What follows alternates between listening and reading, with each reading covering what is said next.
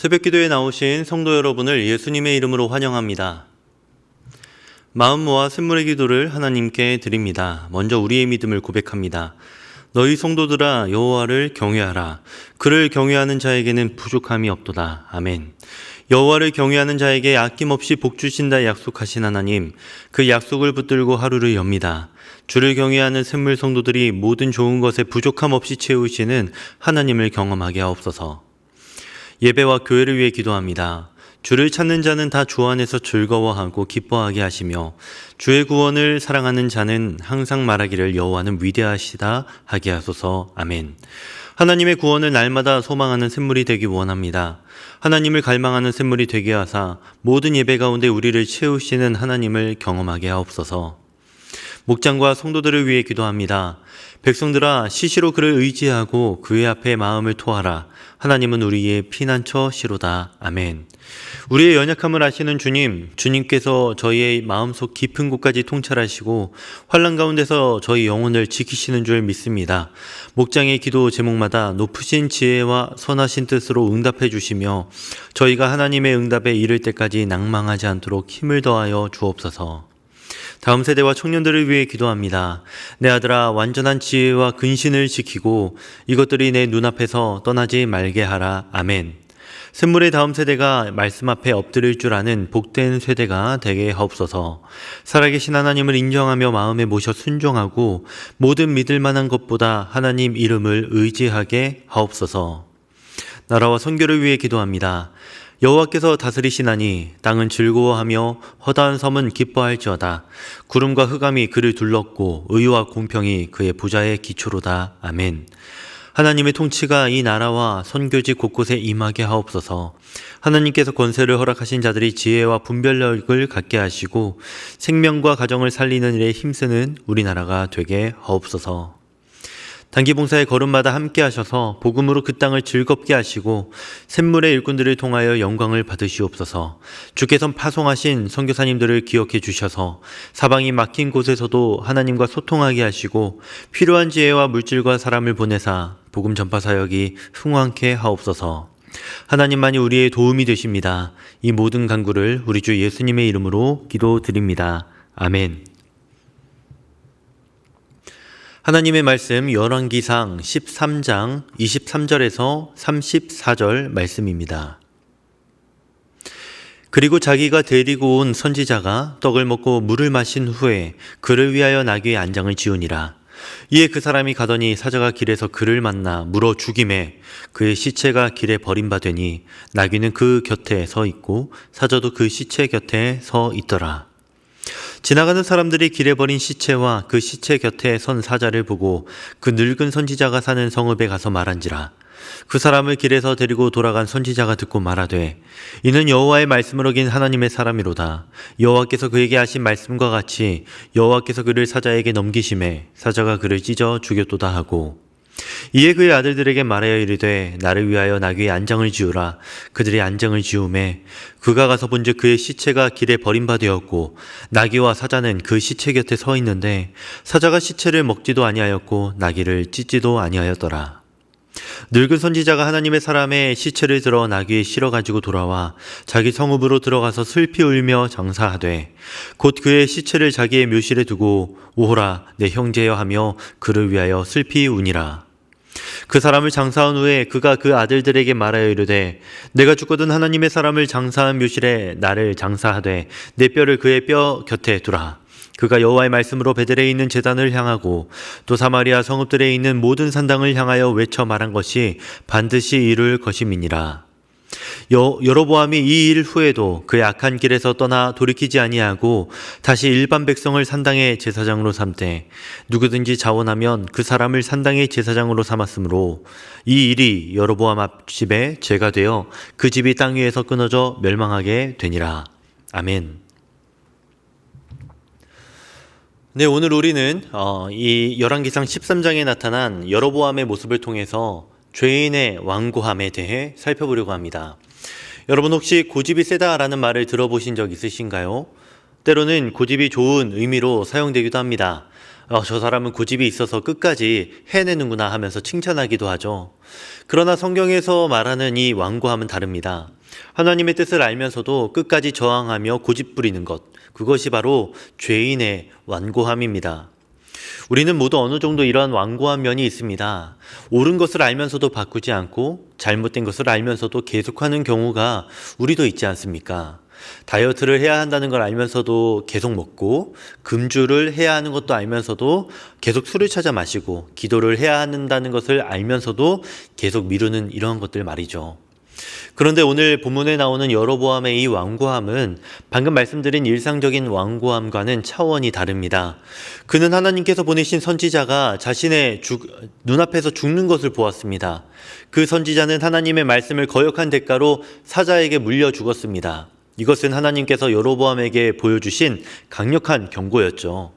그런데도 여로보암은 여전히 악한 길에서 떠나지 않았고 결국 그 집이 땅 위에 끊어져 멸망하게 돼버리는 그런 일이 발생하게 됩니다. 그렇다면 오늘 본문에서 우리에게 보여주는 이 완고함은 무엇입니까? 여로보암을 통해 우리가 경계해야 할 완고함의 모습은 무엇인지 이 시간 함께 살펴보도록 하겠습니다. 첫 번째로 여로보암은 하나님의 분명한 경고를 무시하는 완고함을 보여주었습니다. 하나님의 경고를 무시하는 완고함. 하나님께서 선지자의 죽음이라는 충격적인 사건을 통해 강력한 경고의 메시지를 그에게 주셨습니다. 그럼에도 불구하고 여로보암은 그 경고를 완전히 무시해버렸지요. 본문 23절에서 26절을 보게 되면 놀라운 사건이 기록되어 있습니다. 하나님의 명령을 어긴 선지자가 길에서 사자를 만나 죽임을 당하게 됩니다. 그런데 더욱 놀라운 건 그 사자가 선지자를 죽인 후에 선지자의 그 죽은 시체 곁에 서 있었고 나귀도 그 곁에 서 있었다라는 겁니다. 이것은요, 자연스러운 이 현상이 자연적인 현상이 아니라는 걸 보여줍니다. 하나님께서 초자연적으로 개입하고 계신다라는 걸 선지자의 시체와 그 주변에 있는 사자와 나귀의 그 모습을 통해서 우리에게 보여주는 겁니다. 네, 이러한 소식은 여로보암이 거하는 이 베델까지 전해졌고 여로보암도 이 사건을 분명히 알았을 겁니다. 이것은 하나님께서 여로보암에게 너가 나의 말에 불순종하면 이런 결과가 따른다라는 걸 보여주신 경고였습니다. 성경에서 하나님께서는 경고하시는 많은 사례들이 등장합니다. 하나님은 사랑이 많으시지만 동시에 공의로우신 분이십니다. 하나님은 심판하시기 전에 반드시 경고하십니다. 노아 시대에도 120년 동안 경고하셨고 소돔과 고모라에도 아브라함을 통해 경고하셨습니다. 하나님의 경고는 심판이 아니라 회개의 기회입니다. 그런데 그 경고를 무시하는 것은 하나님의 사랑과 공의를 동시에 무시하는 것입니다. 구약의 사울 왕을 생각해 보십시오. 하나님께서는 이 사무엘을 통해 사울에게 여러 번 경고하셨습니다. 아말렉과의 전쟁에서 하나님의 명령을 어겼을 때에도, 다윗을 시기하여 죽이려 할 때에도 하나님께서는 계속해서 그 경고의 메시지를 보내셨습니다. 그러나 사울은 그 경고들을 무시했고 결국 하나님께 버림받아 비참한 최후를 맞게 됩니다. 사울의 완고함이 그를 파멸로 이끌었던 것이죠. 반면 다윗은 나단 선지자의 책망을 들었을 때 그 즉시 회개했습니다. 내가 여호와께 죄를 범하였습니다 라고 고백하며 하나님의 경고를 겸손히 받아들였습니다. 성도 여러분, 하나님께서는 오늘도 우리에게 다양한 방법으로 경고하고 계십니다. 말씀을 통해, 설교를 통해, 때로는 질병이나 어려움을 통해서도 경고하십니다.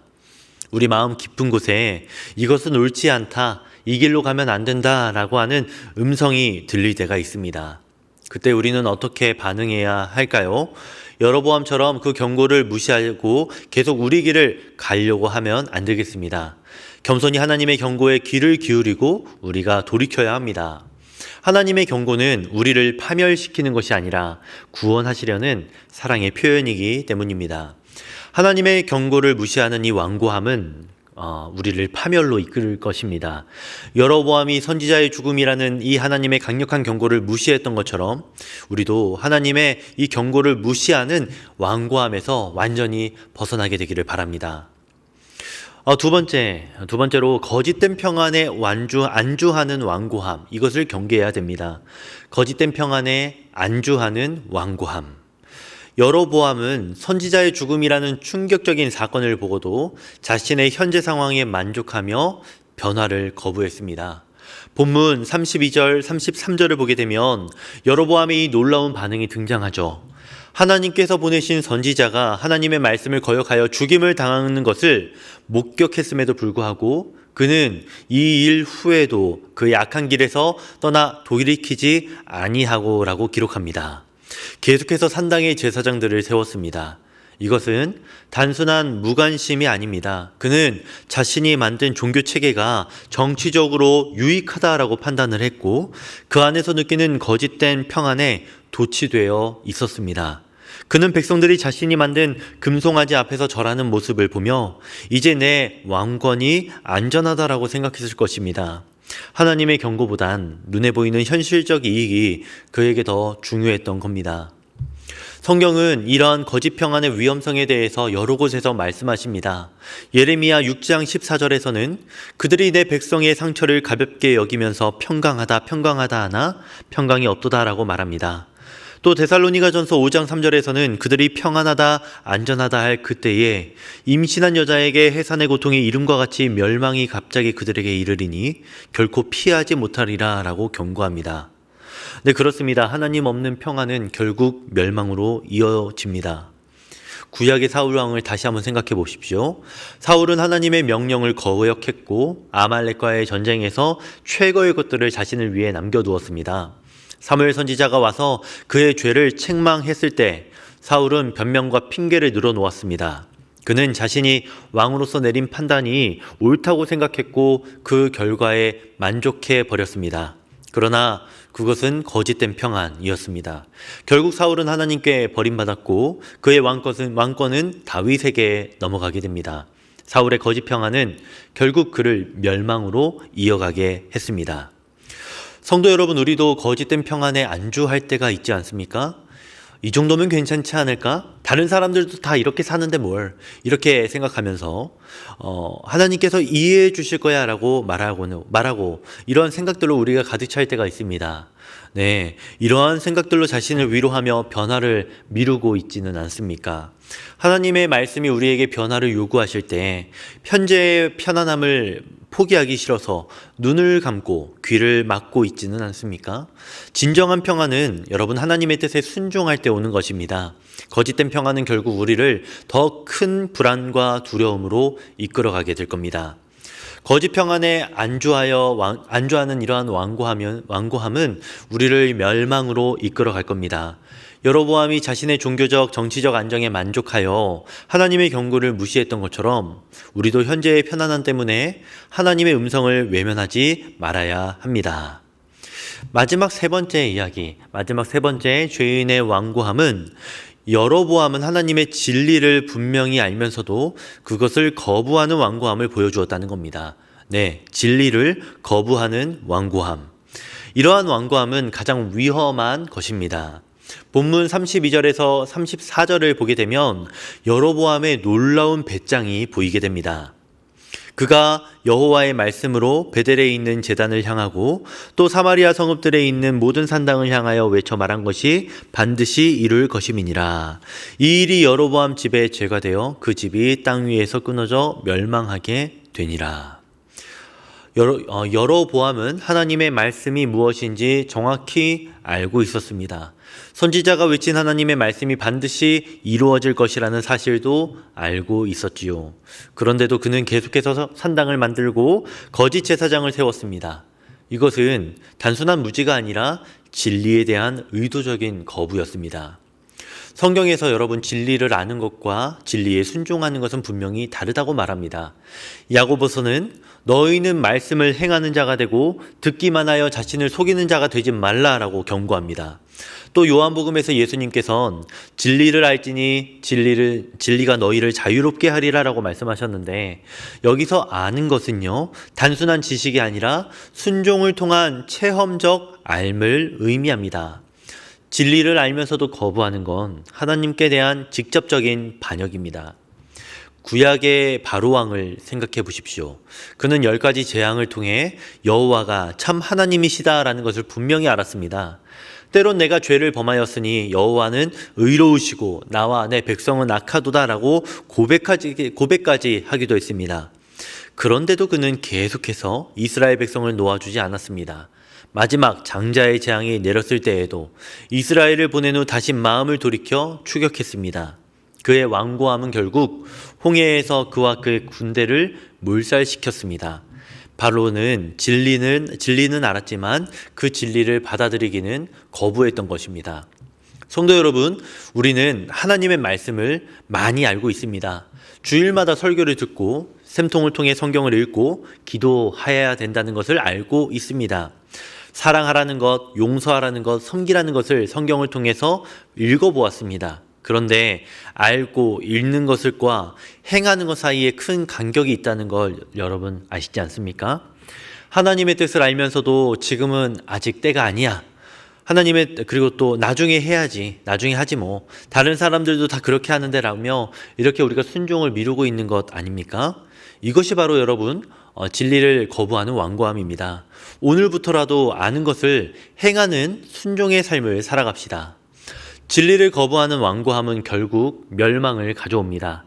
여로보암이 하나님의 진리를 알면서도 거부했듯이 우리도 하나님의 말씀을 알면서 순종하지 않으면 같은 결과를 맞게 될 것입니다.